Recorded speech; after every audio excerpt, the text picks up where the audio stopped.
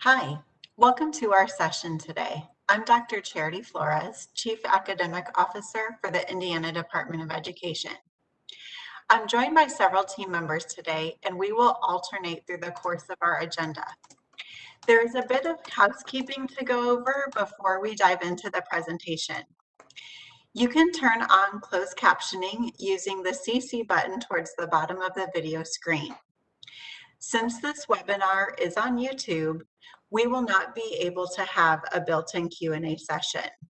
However, our staff are prepared to share their name as they begin their presentation and also include their contact information throughout the presentation. We are happy to answer any questions that you may have.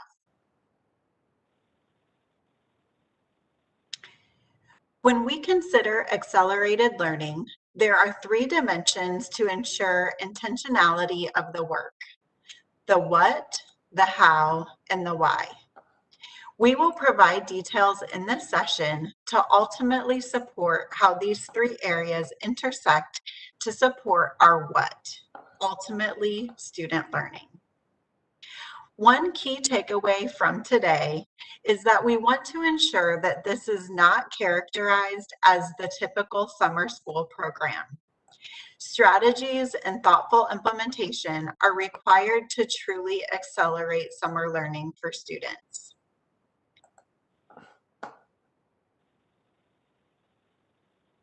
It's important to consider how we support summer accelerated learning. We want to reframe our thinking and not focus just on what students have missed, but how we can ensure access for students and their peers.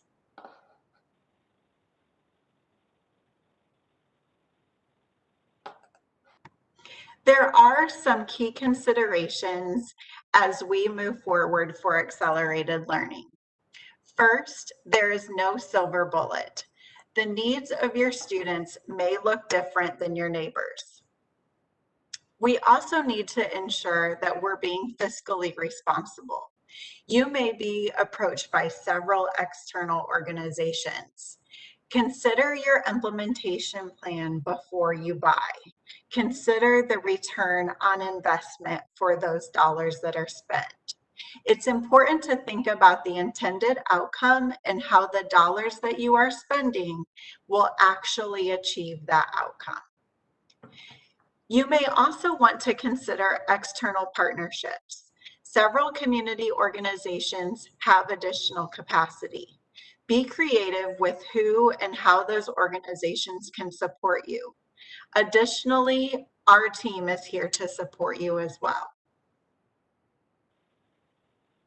Good afternoon. My name is Dr. Emer Towler. I am the Research and Innovation Senior Specialist here at IDOE. Many schools have begun to develop accelerated learning plans to ensure students receive the building blocks for success as they cross the finish line of one grade and transition to the next.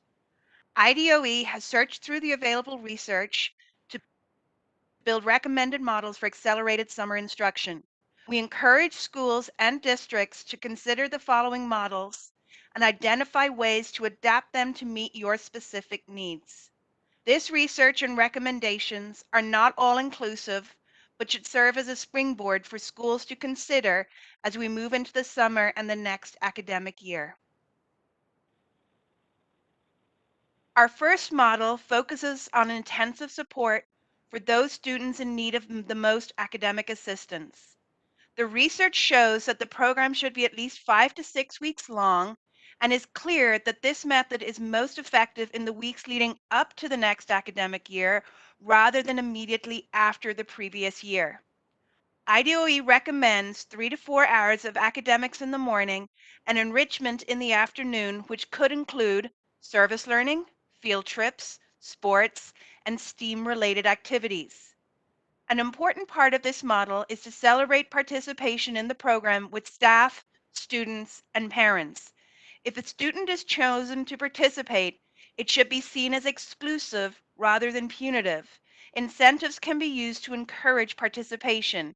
This has been shown to increase both recruitment and also participation. Some secondary students may not have successfully completed coursework required for graduation. This model addresses credit recovery for high school students. The research is clear that students are more likely to successfully complete and therefore ultimately pass a course utilizing a face-to-face option. If an online-only course is used, students should have mandatory in-building, in-person mentor support for a few hours a day, perhaps in the form of a study hall for all approach, combined with a primary online teacher. Schools and corporations should reinforce summer work opportunities or internships as a means to fulfill graduation pathway requirements. All too often, summer programs at the high school level have to all too often, summer programs at the high school level have to compete with student opportunities to work. This type of model would potentially allow students to combine these two things. Programs can collaborate with workforce development agencies to help mitigate lost opportunities by allowing students to gain sought after credentials and technical expertise. Programs can also foster participant commitment to their community and peers by encouraging them to investigate challenges in their communities. In the Pittsburgh summer program upon which this model was built, participants felt like they belonged in the program. Therefore, it is important to build relationships with students and families to ensure engagement and success. Good afternoon. This is Lynn Schemmel, Director of Assessment. The Office of Student Assessment is providing support to Indiana's Accelerated Learning Plan by creating planning and guidance tools to support educators with summer learning plans for students. The planning tool is a reflective worksheet guide to support data, instruction, assessment, and current and future steps for student instruction. The guidance tool offers questions to consider and resources provided by IDOE confirmed formative assessment providers for use in the summer to bridge spring data and fall instruction. Indiana's Accelerated Learning Plan includes assessment guidance by the creation of an assessment planning worksheet to support the identification of learning needs and progress monitoring. Families, schools, and community organizations can leverage student spring assessment data to understand student needs, design instructional plans for summer 2021, and accelerate student learning for the 2021-2022 school year. The assessment planning worksheet provides an opportunity for educators, parents, and education partners to be reflective about their current student data, determine key focus areas, examine resources, progress monitor, and consider future steps. The worksheet supports educators through planning to determine which students are at the greatest need for additional learning support by reviewing local, state, and formative assessment data, to design learning opportunities around needed content areas, mathematics and/or ELA, differentiated or targeted to specific subgroups, and to promote grade level proficiency on the Indiana academic standards. To consider available resources such as staff, materials and supplies, technology, and community partners, and any funding needed along with the funding sources. To incorporate progress monitoring for the summer by considering frequency, current practices, creating or using purchased formative and interim assessments, and anticipating how staff will respond to the results for next steps and encourage student progress. And to be reflective and consider next steps as to how the summer learning will influence fall instruction, impact students long term, how results will be shared with staff, and how summer learning might be scheduled in the future. The Office of Student Assessment has also created a formative assessment guidance document to help educators with their summer planning by sharing options for resources and assessing students in the summer. Although formative assessment programs are typically used to inform progress towards summative assessments, emphasis in this guidance is intended to focus on using the formative assessment tools to support instruction and continued learning goals. The document includes a set of questions to guide educators' thinking and information pertaining to IDOE confirmed formative assessment providers analyzing current spring data, considering what resources currently exist or may need to be purchased, and how spring and fall assessments may be used as pre and post assessments in order to reflect and analyze growth. These formative assessment providers are offering opportunities to support accelerated learning efforts through curriculum, teacher toolkits, individualized lessons, games, progress monitoring, and interim assessments. As always, the purchase or license of new resources may supplement accelerated learning plans, but should align with the school's larger vision.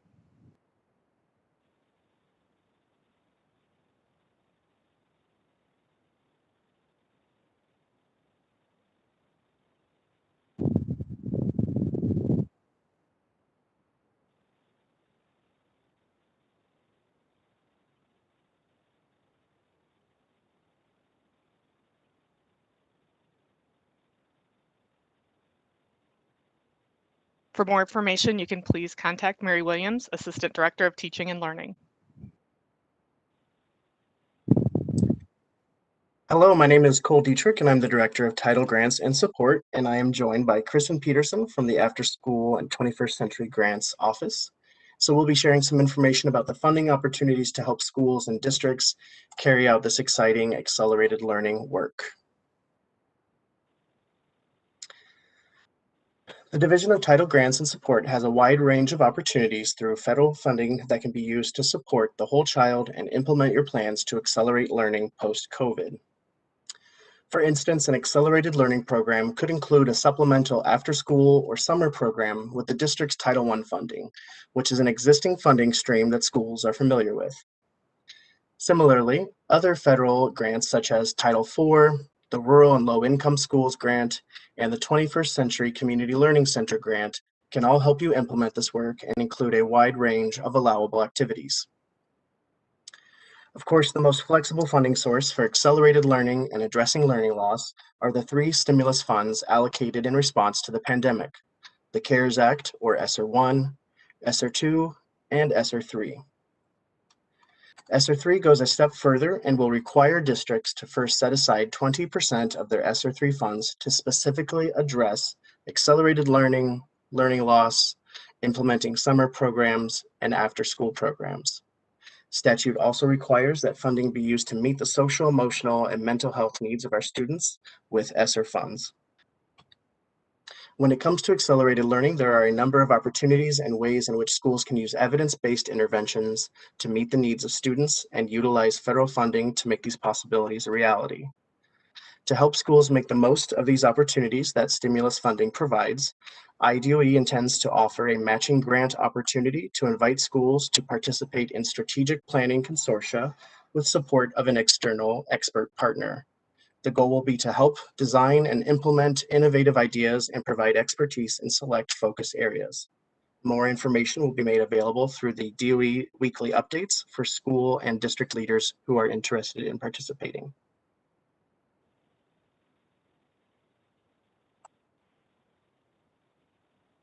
All right, thank you, Cole. So as you begin to plan your summer programs, remember that this is a great opportunity to connect with community partners. You can start by connecting with your local 21st Century Community Learning Center. The 21st Century Community Learning Center is a federally funded program awarded to public school districts, charter schools, community-based organizations, public and private organizations in order to provide youth a safe environment during non-school hours. The link here, if you go to the 21st Century website, you can find a map of all of our sites. This program helps youth meet state and local student standards in core academic subjects, offers enrichment activities that help their social, emotional, and behavioral development, and offers literacy and other educational services to the families of participating youth. We have over 228 21st Century Community Learning Center sites across our state, and they are eager to partner with districts to support summer accelerated learning. 21st Century programs are staffed with teachers, youth workers, and youth development professionals that are trained and ready to support accelerated learning in your community. You can also collaborate with your local YMCA, Boys and Girls Clubs, communities and schools, your local Parks Department, or any other youth serving organization to provide summer accelerated learning opportunities to your students. These partners can support your academic programming in the morning or come alongside to provide meaningful enrichment activities in the afternoon. Often, community-based organizations are already providing service learning opportunities, college visits, work experiences, internships, so they may also be equipped to support high school workforce readiness efforts as well. If you have any questions about partnering with community-based organizations or planning summer enrichment activities, you are encouraged to contact me. I look forward to hearing from you.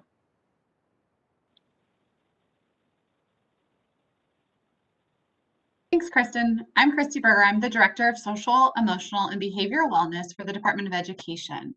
As we've been learning, there are many needs around our academics that need to be met. But in addition to that, we need to ensure that our students' social, emotional, and well-being needs are being met during accelerated learning. In order to lay the foundation for whole child teaching, it's important that we look at Indiana-specific youth data. This data was collected from the Indiana Youth Institute for 2021 Kids Count Data Book. Most of the data points within the data book are prior to COVID, so we know that the data will only reflect more gaps than there currently are now. So looking at these stats, we know that we must really pull in whole child teaching because it is vital all the time, but especially during a pandemic. During accelerated learning, please ensure that you are looking to help eliminate barriers for academic success with each and every one of the students you serve. In addition to our youth, we know that the pandemic has also had effects on our educators. So not only do we need to look at the well-being of our students that we serve during accelerated learning, but also our educators. So be sure to consider those supports for students and adults as well. Some ways to think of whole child teaching through accelerated learning is to look in these different buckets. So starting with wellness, talking about the wellness of the youth that you serve, may that be physical activity, may that be food, may that be sleep, looking at their wellness as a whole. Looking at mental health supports, may this be telehealth, having some of your student service personnel work through the summer and continue to provide supports to students identified as having a need, which could be done virtually or in person through accelerated learning. Also looking at the social emotional learning supports in your day and how your day is structured. This could also include some of those community partners teaching lifelong skills such as good study habits or providing access to students to additional supports that they had throughout the school year. Last, make sure that we are looking at including student voice. Student voice is always important in learning, but should be elevated through accelerated learning. Here are several resources that our team has put out over the past year that could help you as you plan for accelerated learning time. Several different resources, supports, even courses that could be used with your students, in addition to other ways that you could use COVID relief and ESSER $2 to support social emotional learning and well-being for your school community.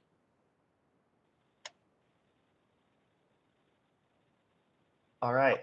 Hello all, my name is Adam Pitt and I am the Assistant Director of English Learners and Special Populations at IDOE.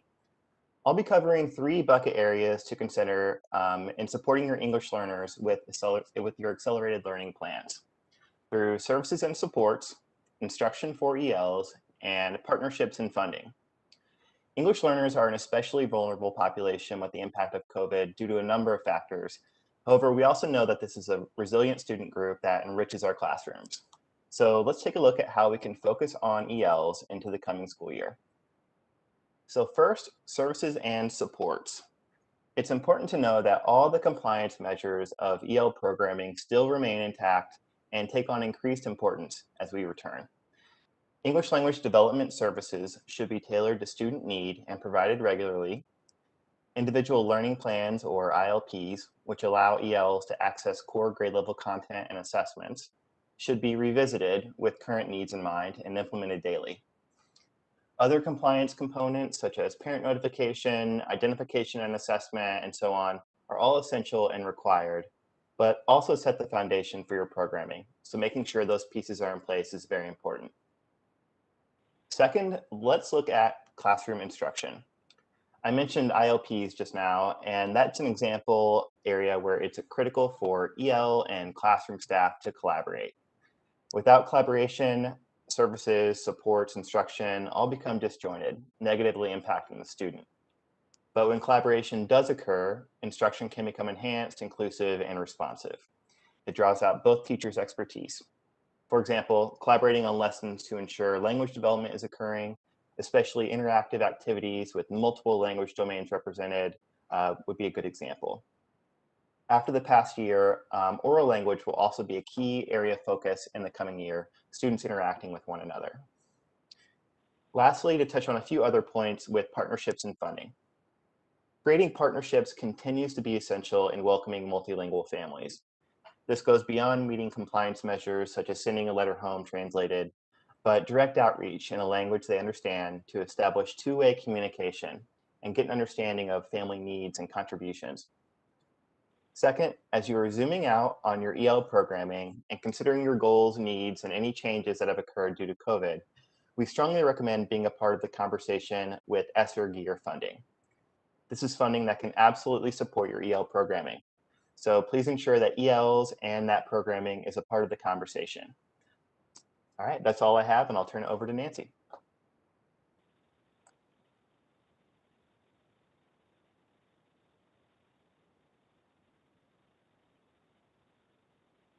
And we might be having trouble hearing Nancy. Can you try again for us, Nancy?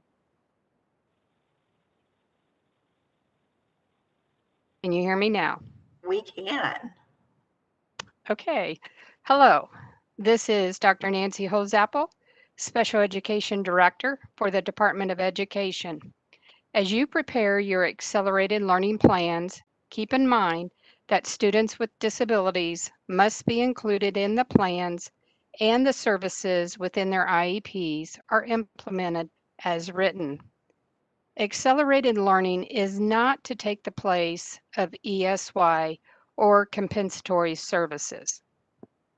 ESY are special education and related services which are provided beyond the normal school year in accordance with the student's IEP at no cost to the parent and meets the standards of the DOE. Compensatory services is typically prescribed for failure to implement the IEP as written and/or denial of FAPE. The contact information for Christy, Adam, and myself are provided in the next slide. Thank you.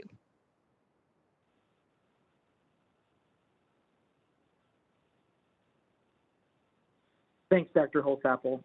The next segment highlights initiatives that may not already be on your radar: post-secondary and students entering kindergarten. My name is Ron Sandlin, and I serve as the Senior Director of School Performance and Transformation at the department. I hope this next section sparks ideas about accelerated learning related to the connection between K-12 and post-secondary attainment. These stats provide a quick snapshot as we consider the prevalence and importance of post-secondary opportunities within our high schools. In Indiana, we have a goal to increase certifications and credentials earned by high school students, and this summer offers an opportunity to do just that. In addition to accelerating learning for students within the K-12 space, we encourage schools to consider the intersections with longer-term post-secondary credentials as students transition into higher education and the workforce during and after the pandemic. These may include identifying students close to earning an industry-recognized certification and targeting opportunities to complete those requirements over the summer. Schools may also want to identify students within 2 or 3 courses of earning the rigorous Indiana College Core or Technical Certificate and partner with higher education institutions to enroll students in those courses over the summer. ESSER funds can absolutely be used to support these types of initiatives, and the IDOE is committed to designing and implementing programs to support these efforts with state set-aside funds as well. More details about these opportunities will be provided in the coming weeks as details are finalized.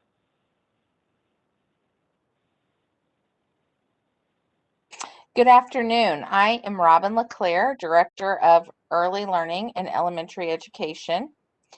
Traditionally, in years past, we've always seen children from low-income backgrounds begin kindergarten less prepared for traditional schooling than their higher-income peers. Without any preschool experience, children are even less likely to develop strong school readiness. And with the COVID-19 tragedy implications, many more students are expected to start school with little to no early learning experience. Left unaddressed, this could exacerbate the learning gaps and level of catch-up needed over the next year. Offering a summer enrichment program may be one way to facilitate a smooth transition to kindergarten and ensure all children arrive at school ready to learn. The Kickstarting Kindergarten program was adapted from Fairfax County Public Schools' Bridge to Kindergarten program. An evaluation study of that program revealed that children who participated gained 4 months of self-regulation skills during the 3-week program and began kindergarten with similar literacy skills as their peers who attended a full year of preschool. FSSA and IDOE recommend at least a 3-week program, 4 hours per day. Some logistical highlights would be the program is most successful when hosted in the school where the student will attend in the fall. Transportation should be provided if needed with all safety measures in place. A snack or meal should be served, and pre and post data should be collected in order to evaluate the program's effectiveness. Funding may have been a barrier to this type of program previously. However, with ESSER funds, this may be a more realistic goal than ever before. The links in the slide include the academic and social emotional skills to be taught, including those skills that are considered the student role, with which many early learners have no experience.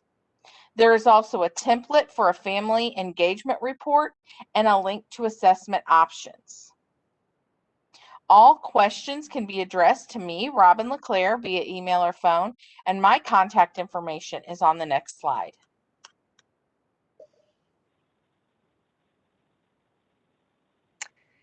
Good afternoon.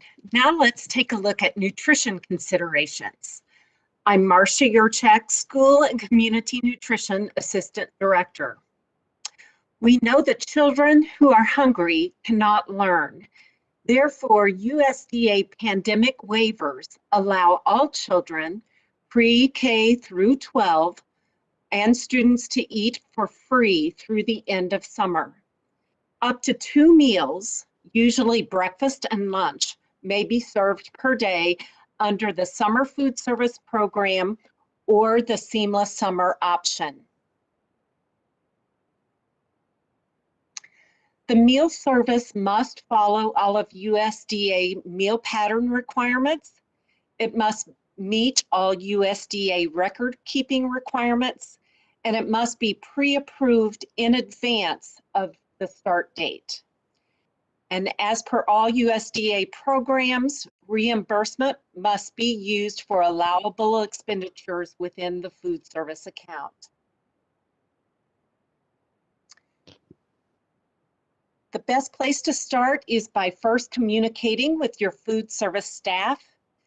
Your food service director would then apply in CMP Web for one of the programs, and they would also be required to complete required training modules.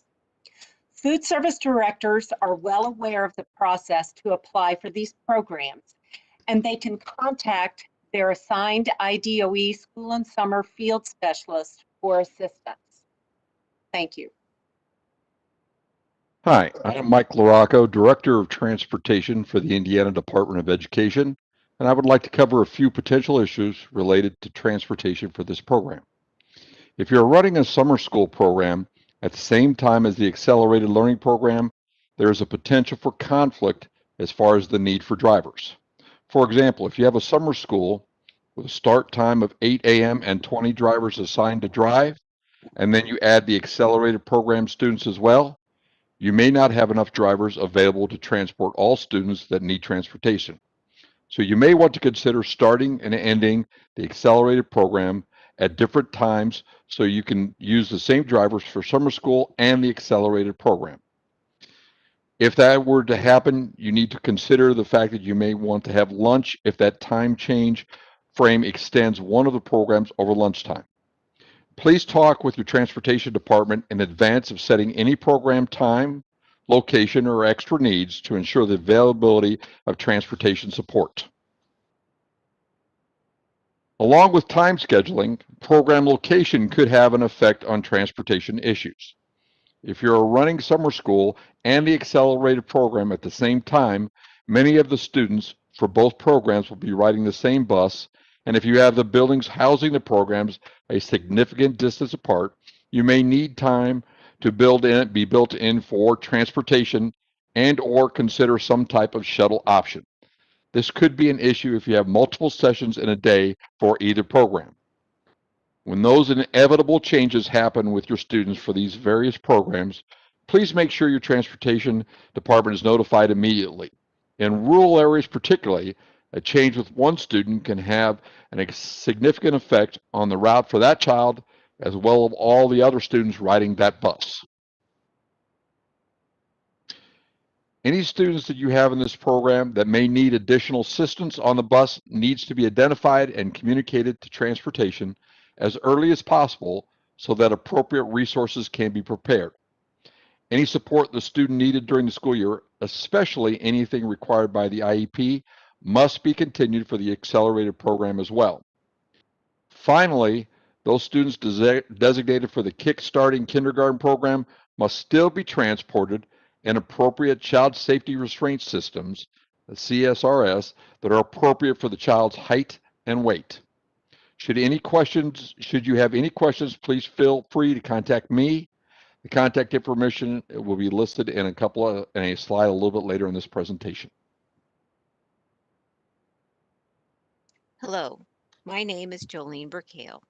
I am the Student Health Services Specialist at the DOE, and I would like to spend the last few minutes of this webinar discussing COVID-19. There are several strategies that have been proven to decrease the spread of disease. These include wearing masks, social distancing, frequent hand washing, increasing ventilation, and staying home when you are sick. Many schools have successfully incorporated these strategies into the school day and are encouraged to continue to do so during accelerated learning. The protocols for incorporating these strategies will be dependent upon current federal and state guidance, your local community spread, and the number of positive cases you have in your school population. During the school day, a staff person will need to be available to assess and send home staff and students that present with symptoms of illness.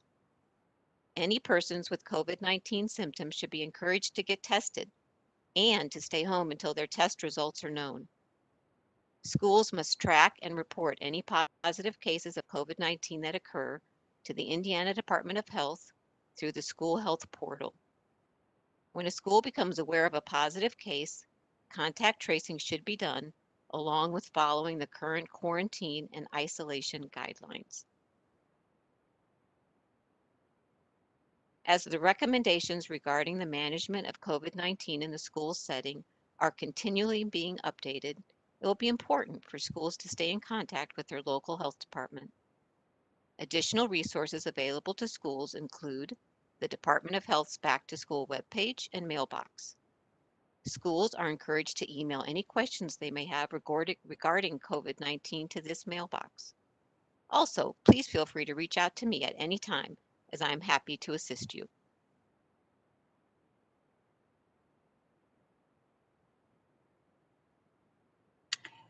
Thank you. And this is Charity Flores. Again, I'm going to wrap us up with our final topic for this afternoon.